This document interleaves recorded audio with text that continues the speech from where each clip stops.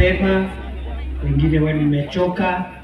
Hatutaongea sana kwa sababu nataka tuheshimu wananchi na pia tuheshimu kanisa. Niseme ya kwamba nilikuwa nataka kutumana hapa kwa hii function kwa sababu nimekuwa Kisii hata haijamalizika siku 5. Nilikuwa hapa Kisii the other day, 3 days ago. Nilikuwa pale Kitutu Nyaribari Church, na kabla ya siku hiyo wiki iliyopita nilikuwa pia South Mugirango. Wiki 2 zilizopita nilikuwa Kitutu Church North. Sasa watu wameanza kulalamika mimi nimekuja Kisii sana. Niwache ama niendelee kufika? Endelea kufika hapa. Kwani iko problem? Iko problem. Si Wakisii na Wameru ni mtu na ndugu yake. Kweli si kweli? Si ni mtu na ndugu yake. Iko makosa mtu akikuja kwa ndugu yake jamaa. Is there a problem? No. So mimi nimefika hapa na nimefika kwa sababu tunataka kujiunga na nyinyi kujenga makanisa yetu, kusimama na kanisa. Sisi kama serikali tunaheshimu kanisa kwa sababu kanisa ndio sauti ya jamii, na sisi wale ambao ni viongozi, kabla tukue viongozi, kwanza kabisa sisi ni Wakristo na tungetaka huduma ya kanisa ili tuwe watu wema, ndio tukiondoka duniani hata sisi tupate uzima wa milele. So tuko hapa kwa sababu tunaamini kazi ambayo kanisa linafanya ni kazi nzuri ya kusaidia sisi zote wananchi, viongozi, tuishi maisha mazuri, tuachane na maovu, tushughulikie taifa letu na tupendane, makabila yote na watu wote tupendane, tuwe kitu kimoja. Na sisi tuko na heshima sana na kanisa. Nimeona juzi kuna watu walikuwa wanataka kutuingiza katika mizozo baina ya serikali na kanisa, na sisi tukakataa kabisa. Tukasema hatungetaka ubishi wowote kati yetu, watu ya serikali ama wanasiasa na kanisa, kwa sababu kwanza sisi ni Wakristo. Sasa tukibishana na kanisa tutaenda kuomba wapi? Tutaenda wapi ili kuhudhuria ibada zetu? Vile vile tukasema ile kazi kanisa linafanya, hiyo kazi malengo yake ni sawa na malengo ya serikali. We have the same objectives. Kanisa linasema tusiibe, tusiharibu sijui nini, tusiingie kwa maovu, tusiwe walevi wa kupindukia, tupendane. The same message ambao kanisa inasema, hata serikali au chiefs wetu na hao watu tumeweka hapa wa usalama ni wa kulinda usalama, kuhakikisha kwamba hakuna ukora, hakuna maovu katika jamii. Kwa hivyo malengo yetu watu ya serikali ni sawa na malengo ya kanisa. We have similar objectives. Ni vile kanisa iko na superior mandate ambayo inatayarisha binadamu kwa maisha ya sasa na maisha ya baadaye. Unajua hii yetu ya serikali ni ya maisha ya duniani hapa, lakini kanisa wangetaka tuishi maisha mazuri hapa na baadaye. Ni kweli si kweli jamani? Si ni kweli jamani? So we have a lot of respect to the church. Hatungetaka kubishana na kanisa, na sisi tutashirikiana na makanisa kulingana na vile kanisa inataka. Kuna makanisa mengine wanasema hawataki michango. Tutaheshimu hawa ambao wamesema hawataki michango. We have no problem. We cannot force ourselves on something we don't want. Lakini makanisa mengine mengi yametuambia hawana issue, kwa sababu sisi ni Wakristo. Tujumuishe na Wakristo wale wengine, tujenge makanisa, because even us as leaders we are just Christians like everybody else. Pia wale wangetaka tuwasaidie, we will also respect their decision, and that's why we are here today. Na mimi nawashukuru sana makanisa yote ambayo yamewakilishwa hapa, na once more I apologize. Nilikuwa mbali sana. Mheshimiwa nilikuwa nimemwambia nitumane, lakini amekataa kabisa. I tried, akakataa kabisa, kanipea bwana. Naambia nimekuwa Kisii, juza kati haijalishi. Yaani ukikuja Kisii kila siku iko makosa hata. Huyu Meruka huyu Alpha, mpigie makofi, amekazana sana. Nikasema chukua mchango yako, akaniambia no touching your contribution. Either you come, leo ni leo, nisema kesho. Kama ukuji leo, wewe nyumba yako. Lakini ni sawa, kwa sababu ni ndugu yangu, nikatia amri. Mimi ni mtu ya kutia amri. Ndio naona watu wengine wanielewi. Unajua mimi nimezaliwa katika nyumba ya mchungaji. Na mimi nimeelewa, nimefunzwa kama mtoto nikikua kuheshimu wale wengine. Unaheshimu watu wakubwa, unaheshimu wale mnatoshana nao, unaheshimu hata wale ni wadogo wako. Kwa sababu binadamu wote wanahitaji heshima. So wakati Alpha Meruka amenilazimisha kama ndugu yangu kufika hapa, nimesalimu amri, nikatii, nikakuja hapa. Nimefanya makosa? Si huyu Meruka ni kiongozi mzuri, anakazana watu yake wapate huduma.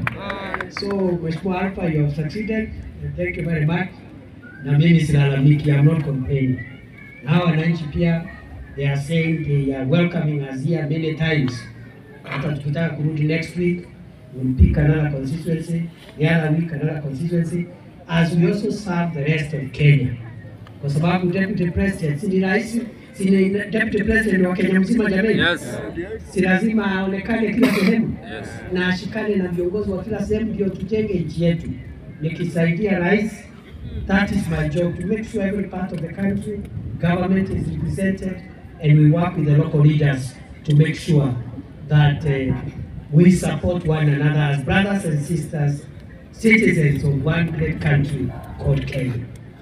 Na mimi kwa sababu nimefika hapa, nitatoa pesa yangu, wale wengine walitoa, lakini wacha tu niseme hivi, kwa sababu nimefika hapa, tunang'ang'ana kwa mambo ya cost of living, kwa sababu for the last 2 years wakati Rais Ruto alichaguliwa, cost of living ilikuwa imeenda juu sana. Unga ilikuwa 250 shillings kilo mbili. Tumeipunguza kiasi, tumeng'ang'ana nayo kupitia subsidized fertilizer na programs zingine za serikali, imefika about 150. But we are still struggling. We wanted to come down further to 100 shillings or less. Petrol pia, by 2022 petrol ilikuwa 217 shillings a liter. Tumeng'ang'ana naye, imefika 174. We are still struggling to bring it further down. Every month, kumekuwa na reduction ya petroleum for the last 2 years. 2 shillings, 1 shilling. In total, between 2022 September and now, petrol prices have gone down by 53 shillings cumulatively to the current 174, and we are working hard to bring those prices even lower so that the mwananchi tumpunguzie makali ama uchungu wa gharama ya maisha. Na ndio unaona tuko very focused. We don't want distraction. Hatutaki mambo ya siasa saa hii. Kuna watu wanatuvuta twende kwa campaign saa hii, tumekataa. Na sio ati tunaogopa siasa. Sisi tunapenda siasa, lakini tunajua kila kitu iko na majira yake. Si siku ya siasa itafika? Yes. Ikifika tutanyoroshana siku hiyo. But for now, we are struggling to work on the cost of living. We are struggling to return back the roads program which are stalled because of lack of funds, kwa sababu ya economy. Majani chai kuboresha bei. Tulikuta majani chai kilo moja ikiwa 44, sasa imefika 64. Tunataka isonge ifike 100 kwa kilo. Kahawa, najua hapa hakuna kahawa mingi, lakini na wasii wa Kisii tuanze kupanda kahawa. Kwa sababu ile kahawa ilikuwa 50 shillings, 60 shillings 2022, sasa imeinuka, imefika 120, 130, 140, iko na pesa nzuri. Ile maziwa ambayo tulikuta iko na mashida, tunajaribu kuungana nayo ili tuongeze bei ya maziwa. We found it at 3 shillings, and right now the price of milk is about 50 shillings, but we still want to work hard and increase that price. Kwa hiyo mimi sitaki kuzidi kuliko hapo. Tunajua tuko na program ya stima ambayo inaendelea hapa Kisii for the entire county. The electricity program is about 2 billion shillings. Ilikuwa 1.6, Rais ameongeza by 400 million. The program for Kisii for last mile connectivity ni 2 billion shillings ambayo ita connect an additional 32,000 households with electricity here in Kisii. Na hapa Machoge tunajenga masoko. Iko masoko mawili tunajenga hapa. Iko moja inaitwa Ekituki. Inaitwa Ekituki. Yes, Ekituki. Yes. Ya hapa iko 50% complete. In the next 3 months hiyo soko itakamilisha, wanabiashara wetu wapate mahali pasafu pa kuuzia bidhaa zao.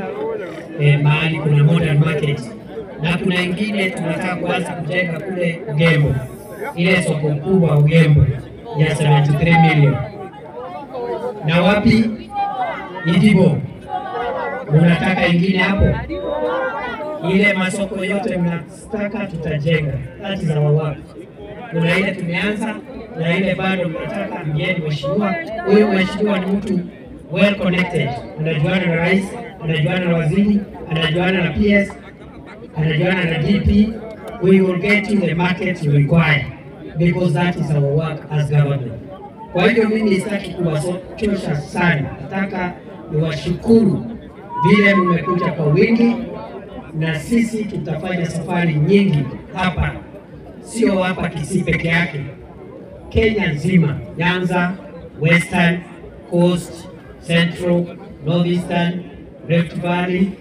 Kwa sababu hii Kenya yetu lazima tuunganishe hiyo kitu kimoja. Unless nyinyi wa Kisii hamtaki mambo ya umoja. Ungetaka Kenya iwe moja ama ungetaka hii mambo ya ukabila?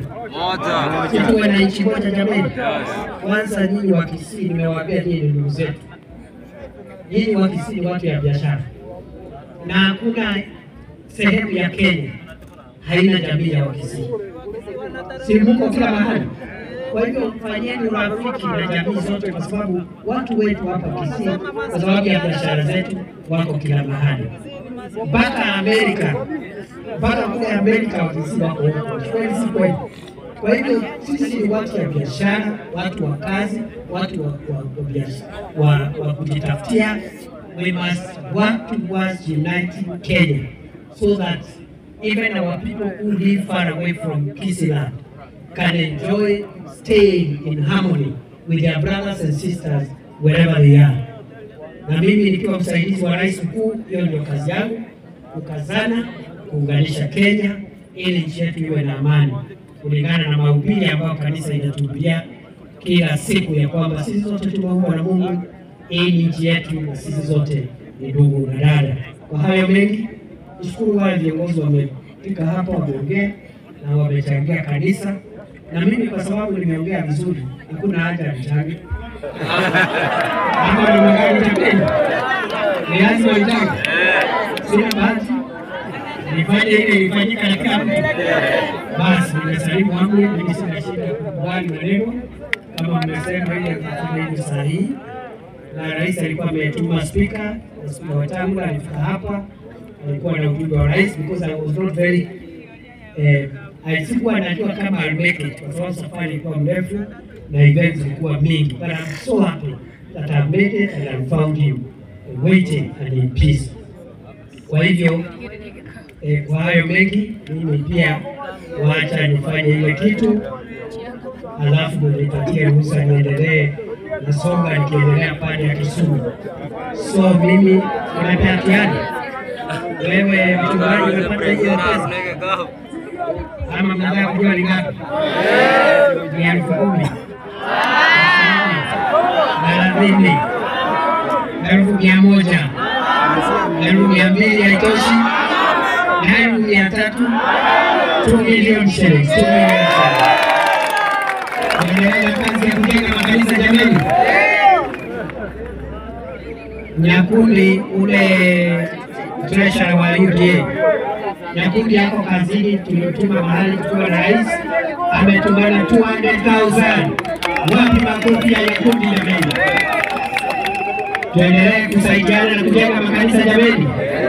Mimi nataka niachie hapo, na mwisho kabisa niwaambie tuvumiliane, tupendane, tukae kama ndugu na dada, na siasa ama vyama visiwe kututenganisha. We are still one people belonging to one country. Mungetaka nizuru hapa tena? Yes. Nirudi hapa kwa Machonge? Yes, yes. Wacha nione wale anasema nirudi siku nyingine. Kumbe serious namna hii. Siku kazi kubwa imebaki hapa. Zaidi unataka mambo ya stima, unataka empowerment ya bodaboda. So utarudi hapa kwa hiyo kazi. Kwa sasa makanisa ambayo yanachangiwa leo mpokee kwa heshima mchango yangu ambaye nimeleta hapa ya shilingi milioni 2. Asanteni sana. Mungu wa neema awabariki. Wale